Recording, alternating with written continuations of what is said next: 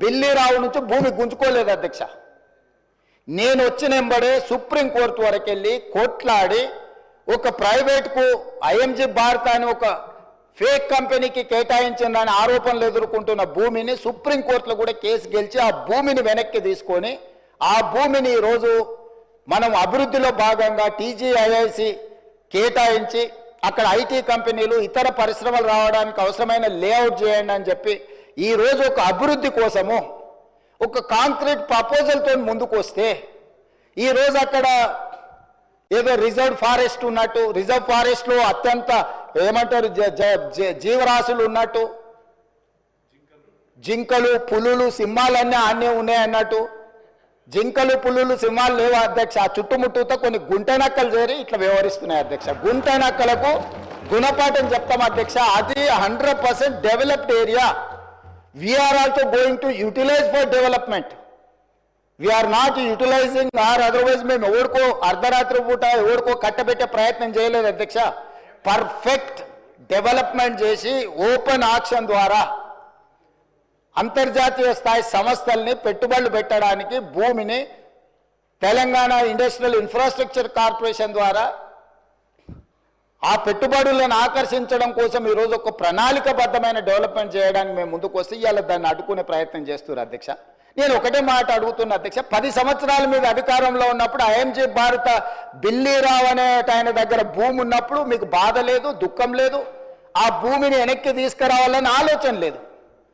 అలాంటి వాళ్ళ నుంచి ఆ భూమిని వెనక్కి తీసుకొచ్చి పరిశ్రమల అభివృద్ధి కోసం ఎందుకు అక్కడికి పోయినాం అధ్యక్ష?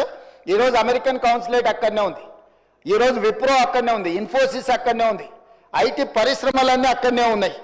అట్లాంటివి చాలా పరిశ్రమలు ఉన్నాయి అక్కడ. అది ఫైనాన్షియల్ డిస్ట్రిక్ట్. ఆ ఫైనాన్షియల్ డిస్ట్రిక్ట్ని ఇంకా కొంచెం ఎక్స్పాండ్ చేస్తే అంతర్జాతీయ స్థాయిలో పెట్టుబడులను ఆకర్షించుంటాడని అని చెప్పి ఈరోజు అక్కడ దాన్ని విస్తరించే ప్రయత్నంలో భాగంగా ఈరోజు పోయినాం అధ్యక్ష. పరోక్షంగా కోర్టులో పిఐఎల్ చేపిస్తారు, పరోక్షంగా పిల్లల్ని రెచ్చగొడతారు, యూనివర్సిటీ ల్యాండ్ తీసుకున్నారని.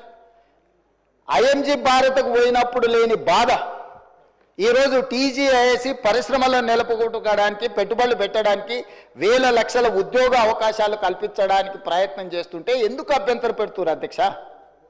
ఎందుకు అంటే ఇంత సింపుల్ లాజిక్. అంటే రేపు పొద్దుగాల మీరు ఏ పరిశ్రమల కోసం భూమి సేకరించరా? ఏ రోడ్ల కోసం విస్తరించడానికి మీరు భూములు సేకరించరా? ఈ రాష్ట్రంలో పరిశ్రమలు రావద్దా? ఈ రాష్ట్రంలో పెట్టుబడులు ఎవరు పెట్టొద్దా? ఈ రాష్ట్రంలో చదువుకున్న నిరుద్యోగులకు ఉద్యోగ ఉపాధి అవకాశాలు ఇవ్వొద్దా? యూనివర్సిటీకి ఏం సంబంధం అధ్యక్ష భూమి? ఆ భూమి ఐఎంజీ భారత్ అని బిల్లీరావుకు కట్టబెట్టిన భూమి 25 సంవత్సరాల తర్వాత ఈ ప్రభుత్వం ఏర్పడిన తర్వాత, ప్రజాప్రభుత్వం ఏర్పడిన తర్వాత సుప్రీంకోర్టులో కొట్లాడి వేల కోట్ల రూపాయల భూమిని వెనక్కి తెచ్చింది నేను అధ్యక్ష. సుప్రీంకోర్టులో ఉద్దండులైన న్యాయవాదులను పెట్టి వాదింపజేపించి సుప్రీంకోర్టులో గెలిచి ఆ భూమిని వెనక్కి తీసుకొని ఈరోజు ఎవరికో అర్ధరాత్రి పూట కట్టబెట్టకుండా పరిశ్రమలు ఐటీ పార్కులు చేయాలని, మల్టీ జోను మిక్స్డ్ యూజ్ కోసం చేయాలని చెప్పి ఒక మంచి ఉద్దేశంతో వస్తే దాన్ని కూడా అడ్డుకుంటారు. లేకులు రాకులు ఉన్నాయేంటివి? లేకులను రాకులను ఆక్రమించుకున్నది ఎవరు? ఎందుకు ఇవన్నీ వీళ్ళు ఈరోజు అడ్డం పడుతున్నారు ఏంది అనేది నేను అది ఇంకో సందర్భంలో వివరాలు చెప్తా అధ్యక్ష. అదేవిధంగా అధ్యక్ష, హరీష్ రావు గారిని చూస్తే అప్పుడప్పుడు మళ్ళీ ఆయన నా పేరు తీసుకున్నాడు అంటారు. పేరు ఎందుకు తీసుకోవాల్సిందంటే నువ్వు నిన్న మాట్లాడిన దాని మీద వాళ్ళ పేరు తీసుకుంటున్నా. ఆమన్గల్ మా అత్తగారు ఊరు అంటే నేను అత్తగారు ఊరికి రోడ్డు వేసుకుంటున్నాను. అత్తగారు వాళ్ళ ఊరు వదిలి 5 దశాబ్దాలు అయింది అధ్యక్ష. అత్తగారు వాళ్ళ ఊరు వదిలేసి 5 దశాబ్దాలు అయింది.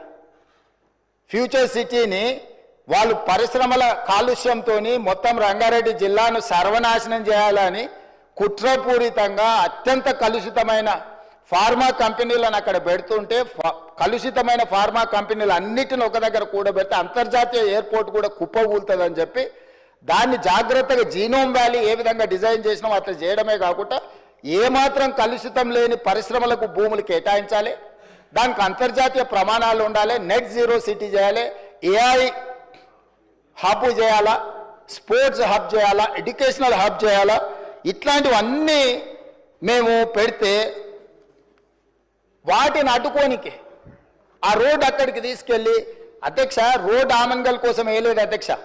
రోడ్డు అత్తగారు ఊరికే వెళ్ళేది అధ్యక్ష. మా అత్తగారు వాళ్ళు రోడ్డు కావాలంటే సొంత పైసలతోనే అంతకంటే పెద్ద రోడ్డు వేసుకున్నట్టు అంత శ్రీమంతులే అధ్యక్ష. వాళ్ళు ఏమంత పేదోళ్ళు కాదు. నేను రోడ్డు వేస్తే వాళ్ళు బాగుపడేటంత పరిస్థితి లేదు. మా అత్తగారు వాళ్ళు ఎవరో మీకు కూడా బాగా తెలుసు అధ్యక్ష. అధ్యక్ష, ఔటర్ రింగ్ రోడ్డు నుంచి రీజనల్ రింగ్ రోడ్ ఎక్కడైతే వస్తుందో ఈ రెండింటి మధ్యలో రేడియల్ రోడ్స్ ఒక్కటి కాదు అధ్యక్ష, 11 రోడ్లు డెవలప్ చేయాలని ఈరోజు ప్రతిపాదనలు తెచ్చినాము. ఇవాళ ఒక్కటే మేము అక్కడ కొంగర కళా నుంచి ఎగ్జిట్ రోడ్లో తీసుకొని ఫ్యూచర్ సిటీని టచ్ చేసుకుంటే 90 degrees స్ట్రైట్గా తీసుకున్నాం. నేను స్ట్రైట్గా హరీష్ రావు గారిని నేను అడుగుతున్నా సూటిగా. ఇంకొక ఆయనకైతే సరే ఆయనకు నేను మాట్లాడేది అర్థమైతే అర్థం కాదో నాకు తెలియదు, కానీ వారు ఇక్కడనే ఉన్నారు కాబట్టి వారిని అడుగుతున్నా. ఈరోజు అభివృద్ధి వద్దా? రీజనల్ రింగ్ రోడ్డు నిర్మించాలనా వద్దా? రేడియల్ రోడ్స్ వేయాలనా వద్దా? ఫ్యూచర్ సిటీ కట్టాలనా వద్దా? మూసి రిజిన్యువేషన్ ప్రాజెక్టు, మూసి పునరుద్ధరణ ప్రాజెక్టును చేపట్టాలనా వద్దా? పరిశ్రమల కోసం భూములు సేకరించి పరిశ్రమలకు కేటాయించి తద్వారా పెట్టుబడులను ఆకర్షించి తద్వారా రాష్ట్రాన్ని అభివృద్ధి చేయాలనా వద్దా?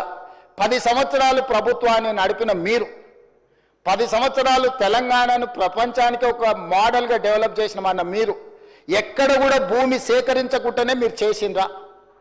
ఈరోజు మీరు మల్లన్న సాగర్ బాధితులకు, మల్లన్న సాగర్ భూ నిర్వాసితులకు మీరు చేయాలంటున్నారు. మల్లన్న సాగర్ భూమి ఎవరు సేకరించారు అధ్యక్ష? అధ్యక్ష, ఎవరి ఫామ్ హౌస్ దగ్గర ఈరోజు వారు అడిగితే నేను విచారణకు ఆదేశించడానికి సిద్ధంగా ఉన్నా అధ్యక్ష. కొండపోచమ్మ ప్రాజెక్టు నుంచి ఫామ్ హౌస్లకు డైరెక్ట్గా కాలువలు తీసుకున్న వాళ్ళు ఎవరు? ఈరోజు కట్టుకున్న రిజర్వాయర్లు అది రంగనాయక సాగరా, లేకపోతే కొండపోచమ్మనా, లేకపోతే మల్లన్న సాగరా? ఎవరు భూములు కొనుక్కున్నారు? ఎవరు ఫామ్ హౌజులు కట్టుకున్నారు? ఎవరి ఫామ్ హౌజులకు ఆ రిజర్వాయర్ల నుంచి నీళ్లు పోతున్నాయి? రోడ్లు ఎవరు వేసుకున్నారు?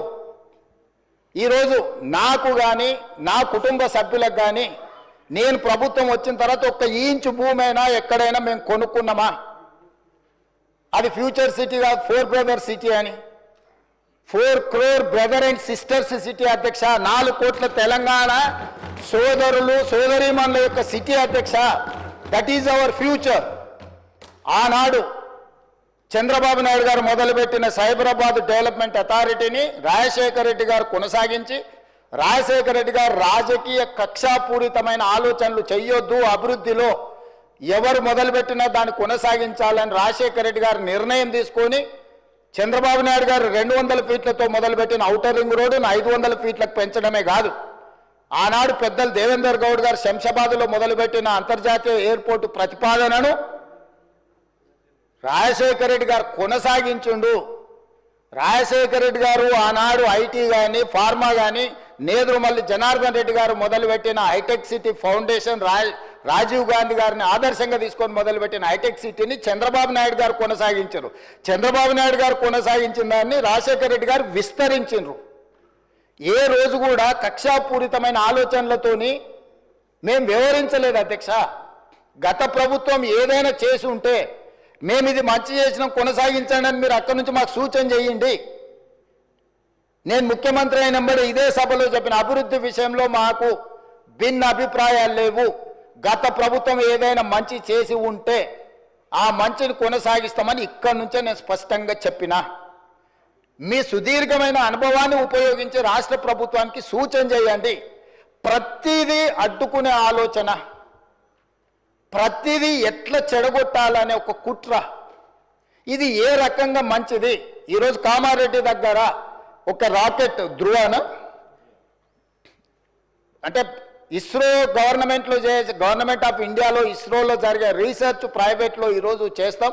కామారెడ్డి దగ్గర మాకు ల్యాండ్ కావాలని అంటే ఒక దేశానికి సంబంధించి ప్రపంచంతోనే పోటీ పడే రాకెట్ సైన్స్ తయారు చేసే వాళ్ళకి మేము కామారెడ్డిలో ఉన్న ఎమ్మెల్యే ఎవరు అధ్యక్ష?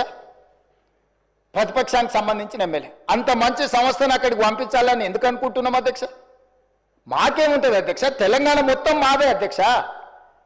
నేను తెలంగాణకు ప్రాతినిధ్యం వహిస్తున్న అధ్యక్ష. ఒక్క ప్రాంతానికి కాదు, నేను ఈ ప్రాంతం ఆ ప్రాంతం కాదు, తెలంగాణ మొత్తం మా పరిధిలోనే, మా మంత్రివర్గం మా ప్రభుత్వం పరిధిలే. ఈ తెలంగాణను క్రియేట్ చేసింది మేము, ఈ తెలంగాణను ప్రొటెక్ట్ చేసేది మేము, ఈ తెలంగాణను డెవలప్ చేసేది మేము, ఫ్యూచరిస్టిక్ తెలంగాణగా మార్చేది మేము అధ్యక్ష. ఈరోజు ఎక్కడ చూసినా అక్కడ లేక్స్ రాక్స్ లేకపోతే ఏమో ఉన్నాయి అధ్యక్ష. నిజ నిర్ధారణ కమిటీ మీరు వేసుకోండి అధ్యక్ష. మీరు ఆదేశాలు ఇస్తే మాకేమో అభ్యంతరం లేదు. ఎమ్మెల్యేలు అందరినీ ఒక ట్రిప్ తీసుకెళ్లి చూపిద్దాం అధ్యక్ష. అక్కడ జరుగుతున్న అభివృద్ధి ఏంది, మేము చేస్తున్నది ఏంది, లేకపోతే పవర్ పాయింట్ ప్రజెంటేషన్ తమరు అనుమతిస్తే సభలు కానీ లేకపోతే కమిటీ హాల్లో చూపిస్తాం అధ్యక్ష. అన్ని ఓపెన్ బిడ్డింగ్లు మేము అమ్మదలుచుకున్నాం అధ్యక్ష. పెట్టుబడులను ఆకర్షించాలని ఇవాళ అసెంబ్లీ జరుగుతున్నా కూడా అంతర్జాతీయ సంస్థలతో ఈరోజు నేను మా శ్రీధర్ బాబు గారు మీటింగ్ ఏర్పాటు చేసి ఆ మీటింగ్ను ఈరోజు వాళ్ళతో పెట్టుబడులను మాట్లాడి వచ్చినాం అధ్యక్ష. ప్రపంచంలోనే పెద్ద పెద్ద పరిశ్రమలు తెలంగాణ వైపు హైదరాబాద్ వైపు చూస్తుంటే మీరు చేయలేని పనులను కూడా ఈరోజు ఎలివేటెడ్ కారిడార్ కంటోన్మెంట్లో మీరు 10 ఏళ్ళు తిప్పలవడం అన్నారు, రాలేదు. అంతకంటే ముందు 10 ఏళ్ళు రాజశేఖర రెడ్డి గారు కూడా ప్రయత్నం చేసి రాలేదు. నేను వచ్చిన 10 నెలల కేంద్ర ప్రభుత్వం నుంచి నేను సాధించిన అధ్యక్ష.